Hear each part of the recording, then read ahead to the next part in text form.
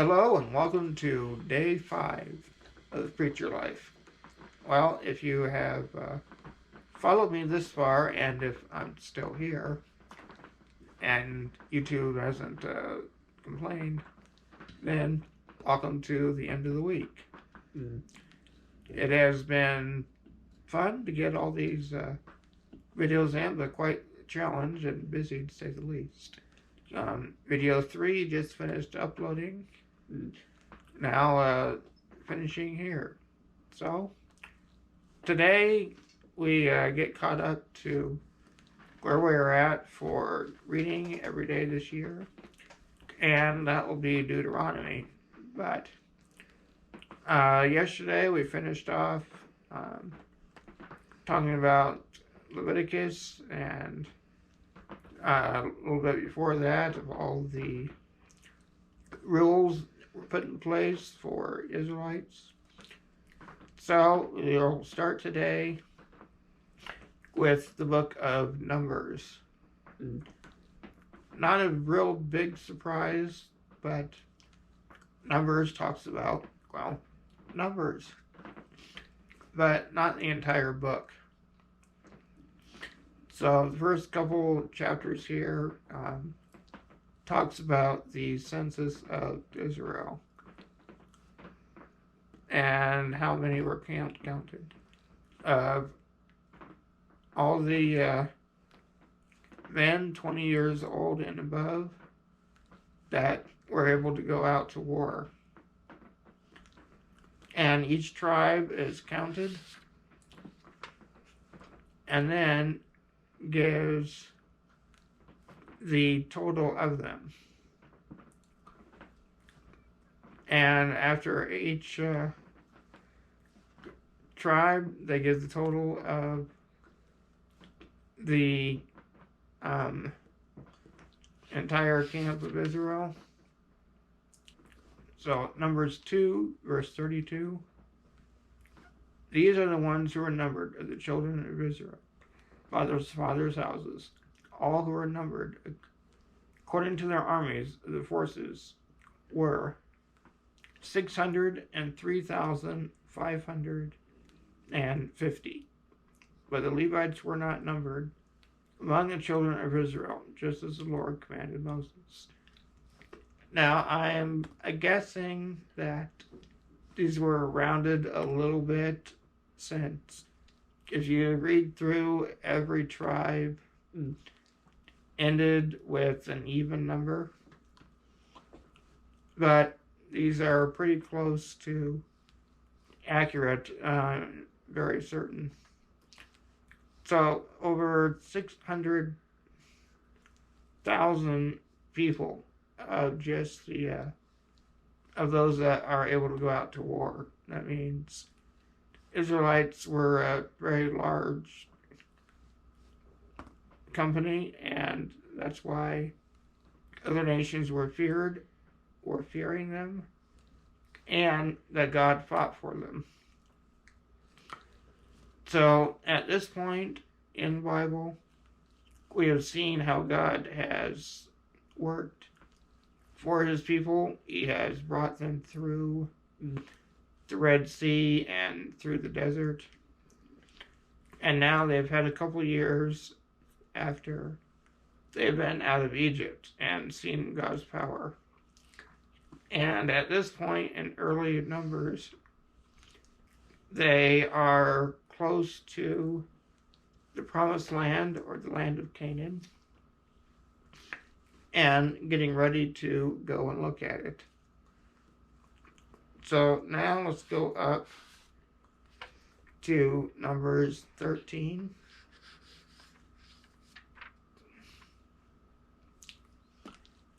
Here we have that spies were sent into Canaan. One person from each tribe was selected to go in and look at this land. Numbers 13, verse 17. Then Moses sent them to spy out the land of Canaan, and said to them, Go up this way into the south, and Go up to the mountains and see what the land is like, whether the people who dwell in it are strong or weak, few or many, whether the land they dwell in is good or bad, whether the cities they inhabit or whether the cities they inhabit are like camps or strongholds, whether the land is rich or poor, and whether there are forests there or not. Be of good courage and bring some of the fruit of the land. Now the time of the season of the first ripe. Now the time was the season of the first ripe grapes. Sorry about that. If I had this propped up on my board, I could see more easily, but then you couldn't see me, which might be a better thing. But so continuing here at verse 21. So they went up and spied out the land from the wilderness of Zin as far as Rehob, near the entrance of Hamath. And they went up through the south and came up to Hebron. Ahiman, Sheshai, and Talmai, the descendants of Anak, were there. Now Hebron was built 7 years before Zon in Egypt. Then they came to the valley of Eshcol, and there they cut down a branch with one cluster of grapes. They carried it between two of them on a pole. They also brought some of the pomegranates and figs. The place was called the Valley of Eshcol because of the cluster which the men of Israel cut down there. And they returned from spying out the land after 40 days. Now they departed and came back to Moses and Aaron and all the congregation of the children of Israel in the wilderness of Paran at Kadesh. They brought back word to them and to all the congregation and showed them the fruit of the land. Then they told him and said, "We went to the land where you sent us. It surely flows with milk and honey, and this is its fruit. Nevertheless, the people who dwell in the land are strong. The cities are fortified and very large. Moreover, we saw the descendants of Anak there, the Amalekites, dwell in the land of the south. The Hittites, the Jebusites, and the Amorites dwell in the mountains, and the Canaanites dwell by the sea and along the banks of the Jordan." And then Caleb, one of the people that went up, quieted the people before Moses and said, "Let us go up at once and take possession, for we are well able to overcome it." But the men who had gone up with him said, "We are not able to go up against the people, for they are stronger than we." And they gave the children of Israel a bad report of the land which they had spied out, saying, "The land through which we have gone as spies is the land that devours its inhabitants, and all the people whom we saw in it are men of great stature." So these are people that had seen what God had done for them and all the power and might that he had demonstrated in Egypt, but they still doubted what he could do for them and at his promises. So out of the 12 people that went, 2 of them gave a report and encouraged them, but 10 said not. And because of the 10, all these people, thousands of them, doubted what God had said, and therefore they feared. And because of this, God was angry with them and said to destroy them. So I'll jump ahead here to Numbers 14, verse 20.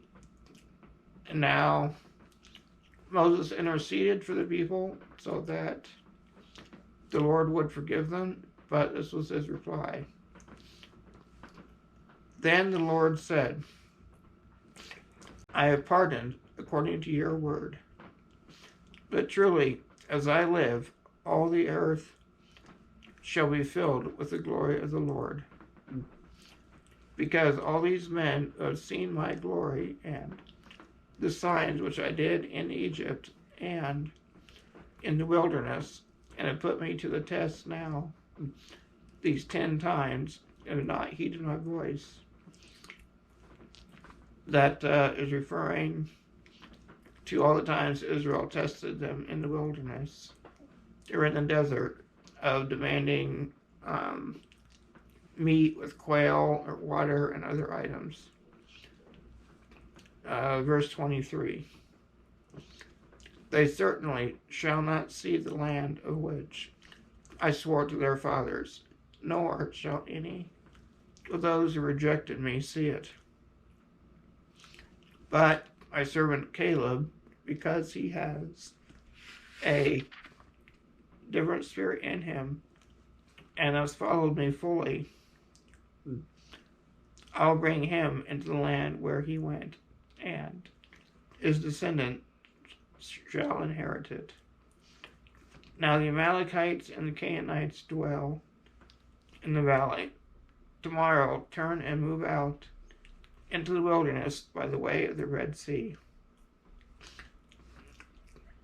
So, as a result of their sin against God of not trusting in his faithfulness, he put on them the curse that they had feared. They all said that they would die in the desert and be taken captive.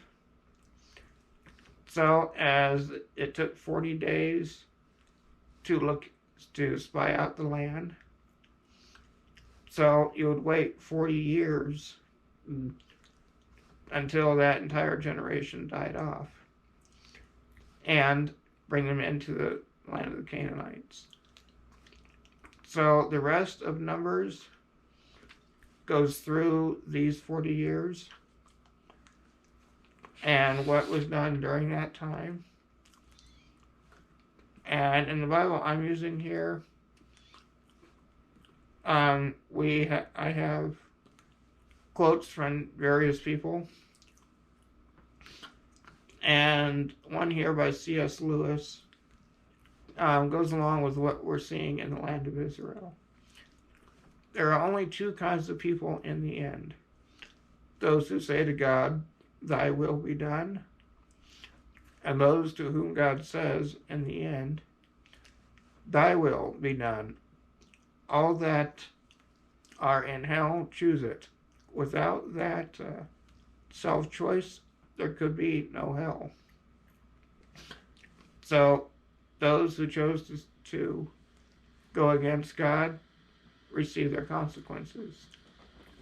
And now, at the end of Numbers,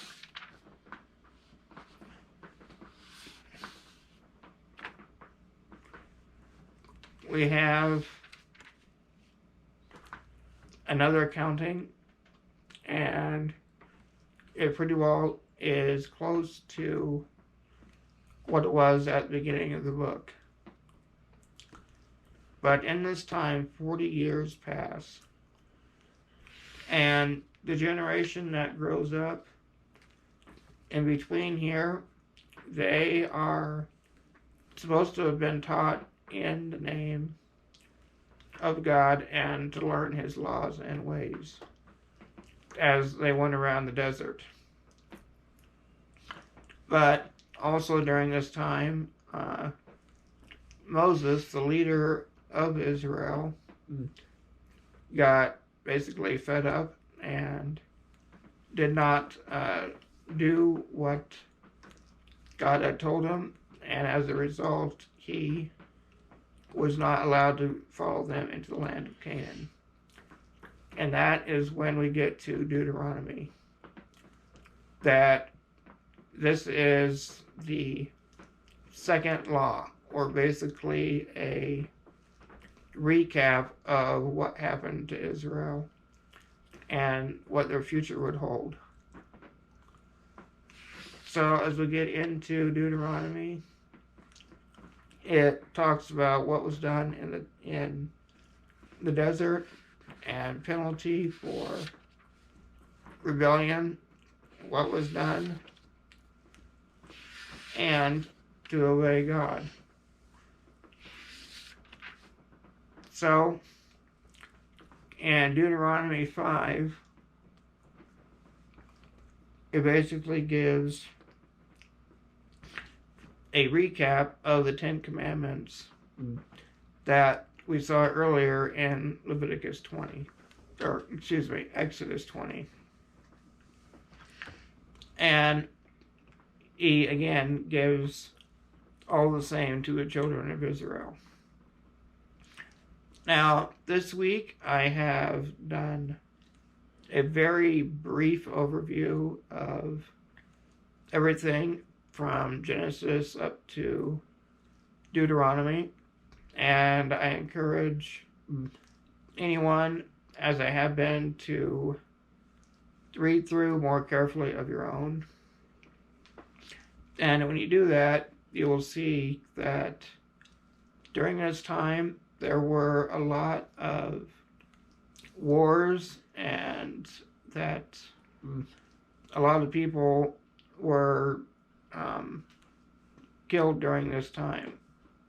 And some people will say that it shows that God is a mean and ruthless God, and that no one will want to follow him. But if you examine your life and look at the Ten Commandments, have you followed each of them? So, such as the 9th commandment, you shall not bear false witness against your neighbor. Have you ever lied? Well, if so, that makes you a liar. And go through each of them. You shall not steal. Well, have you taken anything, like songs off the internet, or something that you have not purchased? Breaking any of these commandments is breaking God's law. And as we have seen, God is the creator of life and the one who gave us life. As the 3rd commandment says, you shall not take the name of the Lord your God in vain, for the Lord will not hold him guiltless who takes his name in vain. Well, showing him respect is using God's name correctly. Using phrases like OMG or that kind of thing are against what he says. So you do not want to do this at all. Any that have broken his command, well, we deserve his punishment. I know I've broken all 10 of them at some point, and probably even a few today. But as we saw in Genesis 3, God has made provision, the perfect lamb that was given for us, and that all could repent and truly want to get rid of, to do everything they can to not sin and put their trust alone in God, will be saved. We never know what time we have left on this earth. Say every 24 hours, over 150,000 people die, many unexpectedly. And this has not been this is not real easy for me to do and talking about this, but it needs to be said. Say reading is not the easiest thing for me to do because of my diaphragm pacemaker, that it makes it so I have to pause at weird points. But I wanted to do this for everyone here. I may do some more updates as the year goes along, but we should be returning to a regular schedule with more just about living as a quadriplegic. So, thank you for joining me this week, and until next time, thank you very much for watching. Bye for now.